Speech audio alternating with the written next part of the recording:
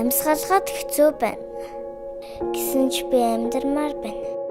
Таныхаа надад бэлгэлсэн амьдралаас ийм хурдан буцмааргүй байна. Ээж, намайг авраач.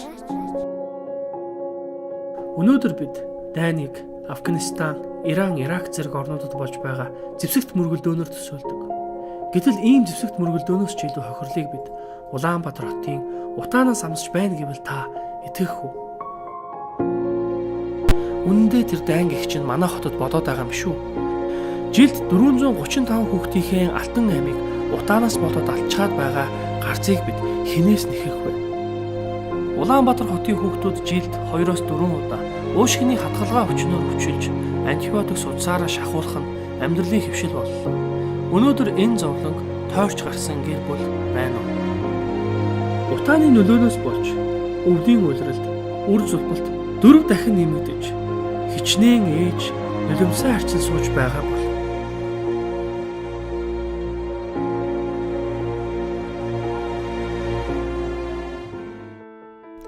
түнэр харахыг зүгэж суухаар нэг ч гэсэн лаасаа гэдэг. Үндэсний контент үйлдвэрлэгч 10 тэрэд компани хамт олон бид бяцхан үрсийнхээ эрүүл мэндийн төлөө сэтгэл зовних ээжүүдтэй нэгдэн ээжээ намайг авраач утааны эсрэг аяныг санаачлан зохион байгуулахар сэтгэл шулуудлаа. Аяны хүрээнд ургийн гажгаас үүдэлтэй эмгэгээс болж шаналж байгаа бяцхан хүү хүслэн маргад охины бүгд найрамдах солонгос ус энэтхэг улсад хийлгэх шаардлагатай эмчилгээний зардлыг бүрдүүлэхээр зорж байгаа юм а. Ингээд бид хүслэн хүүгийнхээ гэрийн зүг хөдгийн жолоо заллаа.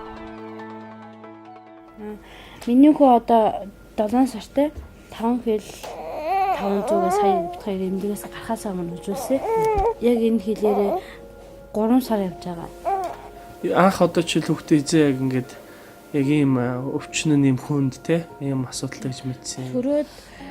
Төрөөл нэг 2 хосын дараа эмчнэ үзээд байсан. Зөвхний цаавартай. Тэгээд ханаа төргөж болохгүй шүү.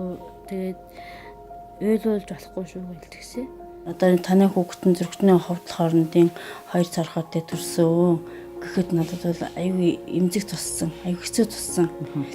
Одоо яах вэ ийм төрчдгийг яасан юм бол бид нар ямар алдаа хийчихв, яагаад ийм хүүхд гарчихв гэдгээс урд нь ийм хүү юм бас нэг анзаар сонсож байгаагүй. Ерөөсөө ийм бүчтэй гэж ерөөсөө бараг сонсож байгаагүйсэн байхгүй. Тэгээд бидний өөрийн мань амьдрал дээр ингээд ороод ирсэн чинь үнэхээр хүнд хэцүү байд юм бэ. Өвчин чинь тэгээд хэлж ирэхгүй хийсч ирд юм байна.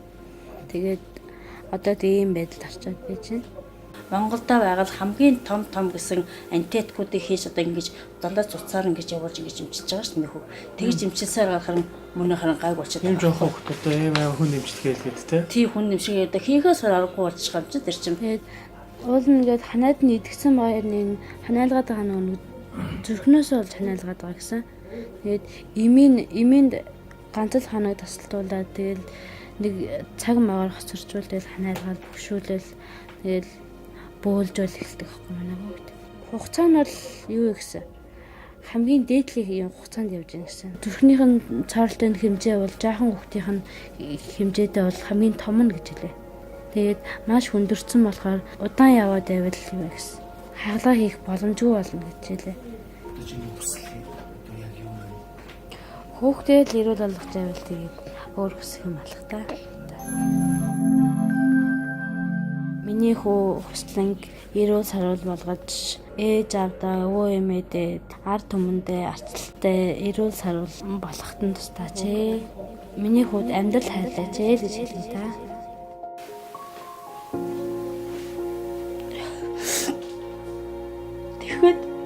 Тэгээд юу яасан байхгүй юу? Тэгээд хүүхдүүд маань 6 сарын 3-нд гараад тэгээд 6 сар, 7 сар, 8 сар, 9 сар гээд миний хүүг жигд өсөөд хүүхд няраа хүүхд яаж өсдгийг жигд нөгөө нэг гэлээрээ жингээрээ ингээд өсөөл явж ирсэн. Тэгжсэн чинь 10 сараас хойш нөгөө хань нутаа өнөр гараад ирсэн чинь ханиалгаад бөхшүүлээд тэгээд бөөлжөөд ихтэй эмдэгцэж байгаа байхгүй.